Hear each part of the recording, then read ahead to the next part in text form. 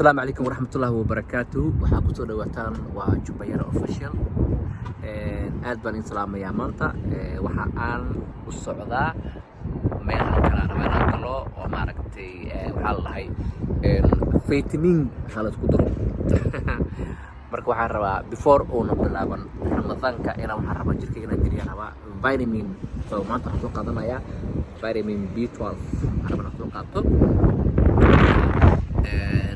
let's go inshallah waan ka balantiya waxa iga dhiman tahay inaan socdo waynu wada galeynaa meesha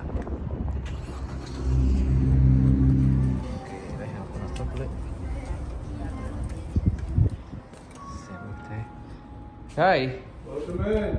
Welcome to the store. Thank you. Hey, Samarta. Can you show me around? Yeah. Okay. I would love to show you around, man. Okay. Let's see. We can start over here. Okay. So, in here, this is what we're famous for. Okay. This is our whole body cryo room. So in here, it'll get down to negative 240 degrees. Meesha waxa And waaye nitrogen's going to be surrounding you in that tank. okay. Meesha waxa waaye meel qabow badan waaye numberkeeda what's the number 200 what? 200, negative 240 degrees. Wow, waxa waaye qabow aad oo very aad qabow badan waaye. Yeah, Okay. very cold. Okay. But it's great for your muscles. It'll help you recover. Waxay u fiican tahay murqaha oo ku tamaanaya soo celinta ku tamaanaya halkan Yep. And then moving on. halkan bantigana So over here, we call this our compression therapy. halkan meesha oo lugaha oo waxa xagga soo baxda caaga lagu gelinayo kan oo dhahay So with this is great for like helping blood circulate throughout your muscles with Yeah. different compression techniques. meesha waxa u fiican tahay dhiigga iyo mataqaana ku soo celinaya marka qolka qabow ka soo baxdo halkan ay ku gelinayaan caagaas lagu gelinayo dhahay okay. And then over here in this room is Okay. our IV drip room.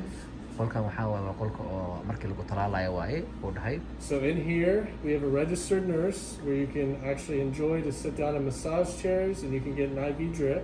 wuxuu dhahay markii oo cirbada lagu diro dhahay wuxuu leeyahay kurtigu dhahay waa uu ku masaajina dhahay ku bashaar kartaa cirbada markuu ku jirto dhahay okay. And then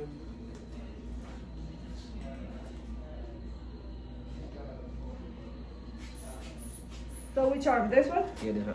All right, let me see. You need to pull this out because we're gonna try to go in here. And let me see the other one too. We have one there. Probably one here, but not sure about that.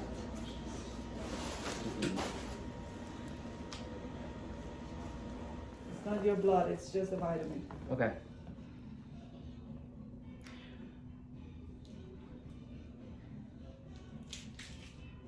And then the B complex has a metallic taste and it's yellow. And I'm gonna put it in the bag just to dilute it a little bit. If I put it here, it's gonna be too rough in your skin. talaalkii cirbadii lagu talaalay reasonka aan halkan aan u imaado waxa waaye ilaahay horta hana gaarsiiyo bil rabadaan ayaa soo socota waxay maalmo ayaa ka dhiman omeynaya